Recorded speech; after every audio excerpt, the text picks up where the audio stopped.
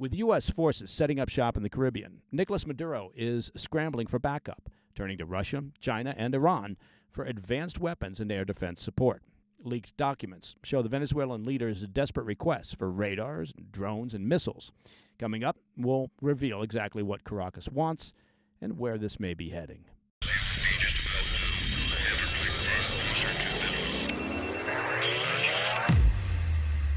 New reporting from the Washington Post suggests Nicolás Maduro is getting nervous. Well, to be fair, he does have half the U.S. military perched off his coast. As the U.S. ramps up pressure in the Caribbean, the Venezuelan strongman is reaching out to his old friends, Russia, China, even Iran, pleading for help to shore up his military. According to internal U.S. government documents obtained by the Post, Maduro has quietly requested a new round of military support from Moscow. The wish list includes defensive radar systems, replacement aircraft engines, and possibly even missiles. He's also turned to Beijing, asking Chinese defense firms to fast-track new radar detection technology. And from Iran, he's asked for passive detection equipment, GPS scramblers, and long-range drones capable of striking targets 1,000 kilometers away. And that's roughly the distance from Caracas to Miami, if my math is correct. The documents suggest these requests were delivered through multiple channels, including a personal letter, oh that's nice, to Vladimir Putin, likely hand-carried to Moscow by one of Maduro's senior toadies. Now, to be clear, it's not the first time that Maduro has called Moscow for a lifeline. As we noted last week, during the 2019 protests that swept through Venezuela, private security contractors flew in to protect Maduro and his inner circle when his grip on power was faltering. And just last week, it was reported that a military cargo plane connected to the Wagner Group from Russia landed in Caracas, potentially carrying assistance. But there's another reason that Maduro's looking abroad for help. Venezuela's military is in rough shape. That's putting it diplomatically. Years of corruption, sanctions, and economic collapse have left the armed forces hollowed out. Reports from Western intelligence and independent analysts describe a force plagued by broken equipment, low morale, and dwindling readiness. Many aircraft are grounded for lack of spare parts, radar systems have fallen into disrepair, and fuel shortages have limited training and patrols.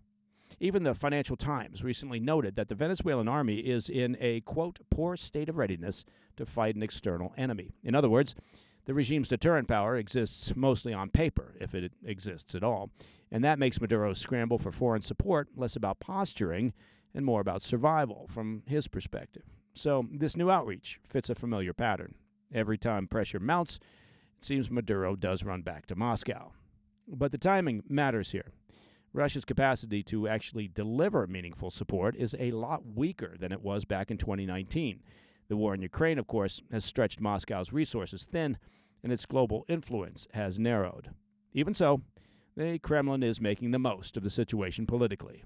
On Saturday, Russia's foreign ministry accused the U.S. of using, quote, excessive military force in the Caribbean, calling American counter-narcotics operations, a violation of international law. Apparently, Russia's foreign ministry is either too gormless or so lacking in self-awareness, or it could be both, that they don't realize that Moscow has absolutely no high ground left to stand on. Putin and his minions lost what little right they had remaining to call out violations of international law once they launched their invasion of Ukraine. So, as the kids say nowadays, maybe the Kremlin should just sit this one out. But the statement does highlight a strategic point. Moscow sees value in turning any U.S. show of force into propaganda, especially in Latin America. It's a region where it's been trying to rebuild influence since the Cold War. Venezuela, for its part, is trying to turn this into a global issue. By appealing to Russia and China and Iran simultaneously, Maduro isn't just asking for gear, he's trying to cast his confrontation with the U.S. as part of the broader great power struggle, a kind of hemispheric front in what he frames as the new anti-imperialist movement. I mean, actually, he'd be more accurate if he framed this as a confrontation between a narco-trafficking illegitimate state and the U.S. Beijing has been careful not to get too entangled in Venezuela's military affairs, preferring to handle its influence through loans and infrastructure projects. Iran might provide some modest technical assistance, perhaps drones or jammers, but Tehran has its own troubles right now and a limited global reach. So that leaves Russia. And while Moscow might relish poking Washington in its own backyard, it's unlikely to pour real resources into a proxy when it's struggling to keep its own war machine running. Still, the optics alone could be useful to all sides.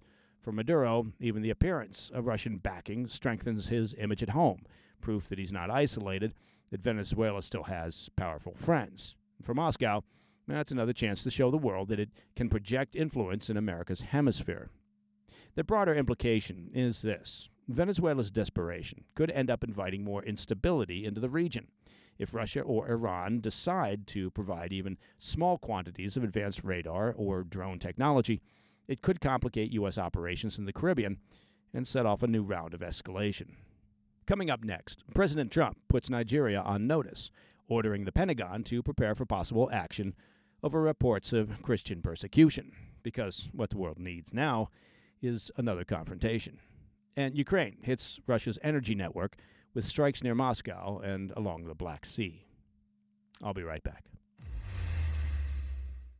Hey, Mike Baker here. Let me take just a moment to talk about everyone's favorite subject. That, of course, would be taxes. Now, we've all seen those scary ads about owing money to the IRS and trying to frighten you into calling. Tax Relief Advocates is different. If you owe the IRS, whether it's $5,000 or $50,000 or $500,000, TRA, Tax Relief Advocates, has solutions to help resolve your tax problems. You can get help anytime by visiting TRA.com. And TRA could reduce or even eliminate what you owe. Their team is passionate about helping individuals and businesses fix IRS issues. And they have thousands of 5-star reviews on Google, plus an A+ rating with the Better Business Bureau. You no longer need to be afraid of the IRS. Generous programs are available to give you a fresh start. End your tax troubles today by visiting TRA.com. That's TRA.com. Tax Relief Advocates. Real solutions for real people. Welcome back to the PDB.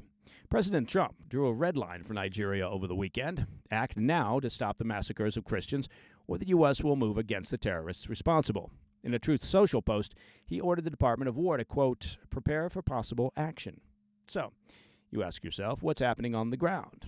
In a country of more than 200 million, split between the largely Muslim North and mostly Christian South, the fight against Islamist terrorists has dragged on for more than a decade. Terror groups like Boko Haram and the Islamic State West Africa province have killed tens of thousands. Now, while most of the violence remains concentrated in the Northeast, attacks on Christian villages surged in recent months, reigniting calls for action from Washington. Trump's warning on social media came one day after he reinstated Nigeria's designation as a, quote, country of particular concern for violations of religious freedom. That's a label he imposed during his first term, and then the Biden administration removed that label. Now, Nigeria once again joins the same list as China and Cuba and North Korea, regimes long accused, of course, of suppressing religious minorities. On Truth Social, Trump wrote, quote, if the Nigerian government continues to allow the killing of Christians, the U.S. will immediately stop all aid and assistance to Nigeria and may very well go into that now disgraced country guns a-blazing to completely wipe out the Islamic terrorists, end quote. His post went on to warn the Nigerian government to take fast action to protect Christians.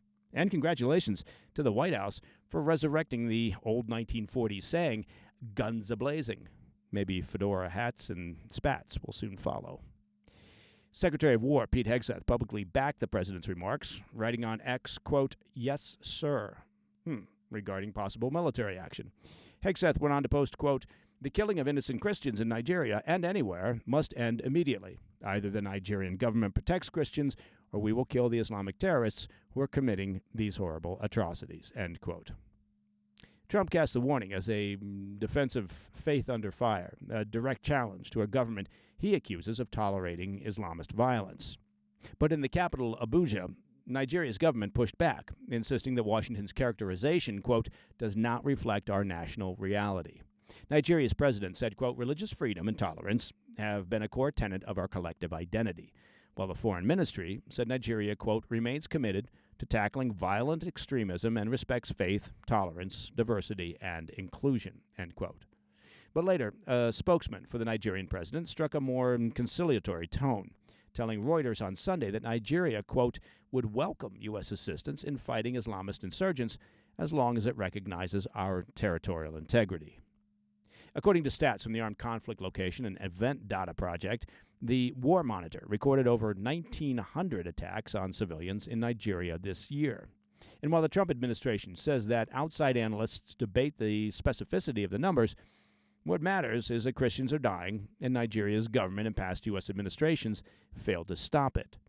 As for any potential U.S. strike campaign, I'd like to point out that it would face serious challenges. Islamist terrorist cells operate across vast, sparsely governed areas, often moving between Nigeria and its neighbors Niger, Chad, and Cameroon. Given those challenges, U.S. operations would need to depend heavily on cooperation from the Nigerian military. And that's a challenge that administration officials say Trump is prepared to confront if that's what it takes to protect Christian lives. I didn't have a Return of the Crusades on my 2025 bingo card, but there it is. All right, shifting gears. Ukraine's intelligence service says it struck again deep inside Russia, this time taking out a major fuel pipeline in the Moscow region, part of Kyiv's steady campaign to choke the Kremlin's war machine. According to Ukraine's main intelligence directorate, known as HUR, or HER, the late Friday drone strike zeroed in on the Kosovoy pipeline. That's a 250-mile artery that links refineries in Moscow and two other refineries to the south and east of Russia's largest city. The pipeline keeps tanks and trucks and jets fueled in the fight against Ukraine. The blast hit just outside Moscow, and HER says all three main lines went up in flames. They called the operation a, quote, serious blow to Russia's supply chain, one meant to remind Moscow that even its core infrastructure is no longer beyond Kyiv's reach. For background, the Kosovoy network isn't some minor target. It's capable of moving millions of tons of fuel each year, roughly 3 million tons of diesel, another 3 million of jet fuel, and 1.5 million tons of gasoline. It's a major piece of their infrastructure. The HUR, or HER chief, made his point clear, saying Ukraine's strikes have, quote, had more impact than sanctions. In his view, precision drones are now doing what Western economic pressure alone couldn't, forcing Russia's war machine to burn through resources faster than it can replace them. And the strikes didn't stop there.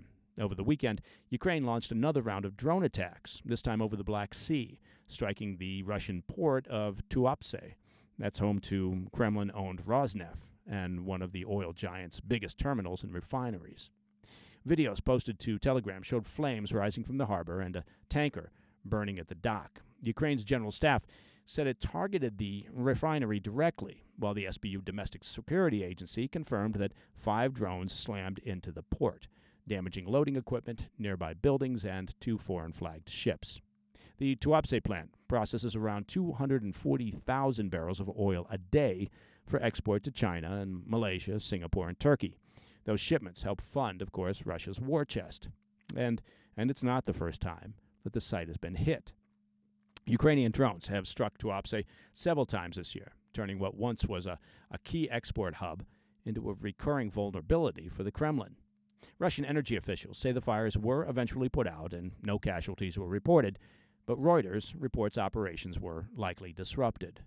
Back in Moscow, the Defense Ministry claimed its air defenses shot down more than 280 Ukrainian drones across several regions. Still, debris ran down in places like Tuapse, shattering windows and damaging a local railway station. The scale of the barrage even forced Russia's aviation authority to shut down airports across the country's south and west. And that's a reminder that Russian air defenses are increasingly under strain. Kyiv says these deep strikes are part of a broader campaign, one aimed at crippling the infrastructure that fuels the Kremlin's war while answering for Moscow's relentless missile barrages on Ukraine's own power grid. As we've tracked here on the PDB, those Russian strikes have plunged entire cities into darkness and left millions of Ukrainians facing another brutal winter without stable heat or electricity. Okay, up next in today's Back of the Brief, the U.S. and China have agreed to a direct military hotline, hoping to cool tensions and avoid any close calls. I'll have the details when we come back. Hey, Mike Baker here. Now that Halloween is done and the costumes and candy have been put away and devoured, it's time to turn your eyes towards Thanksgiving. That's right, it's just around the corner. Look, Thanksgiving is one of those few times of the year when we can all slow down just a bit, gather as families, and remind ourselves of what we're thankful for. And remember, please, no talk about politics or taxes or religion around the table. It's about gratitude, not just for the past, but for the future. And the excellent team at Tri-Tails Premium Beef, they understand that. You have to check this company out. They're a fifth-generation ranching family in Texas, raising cattle the right way and shipping it straight to your door. And just in time for the holidays, their Thankful Box was built for this season. Delicious beef to feed your family and create the kinds of comforting meals that build a legacy. And you know what? Let's be honest. No one's going to be upset if there's a little less turkey on the table and a little more beef. Am I right? Find it now at trybeef.com/PDB. Again, that's trybeef.com/PDB. In today's Back of the Brief, fresh off President Trump's meeting with Chinese President Xi Jinping, the U.S. and China agreed to reopen military communication lines. That's a step aimed at strengthening deterrence through dialogue. After the two presidents' summit on the sidelines of the APEC gathering in South Korea last week, Secretary of War Pete Hegseth didn't waste any time. Hours later, while in Malaysia for meetings with his ASEAN counterparts, he told reporters that he and China's defense minister agreed to reopen, quote, military-to-military channels, the kind meant to diffuse tensions before it sparks.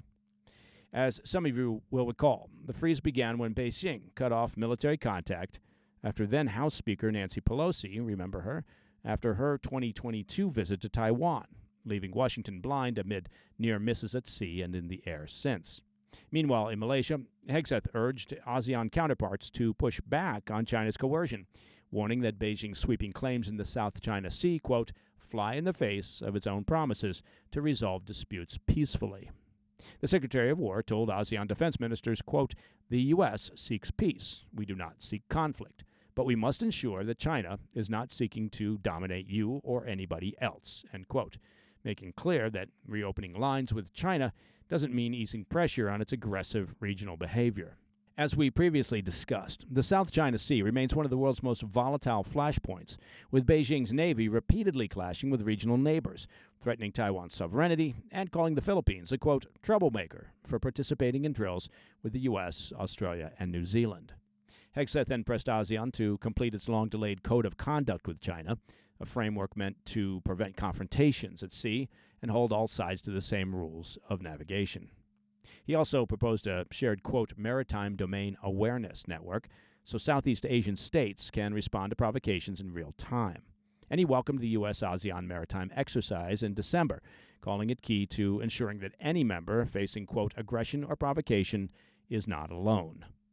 For Trump's team, reopening communications is about balance, talking to Beijing while tightening bonds with allies. It's a reminder that in the Indo-Pacific, stability still depends on U.S. presence and strength.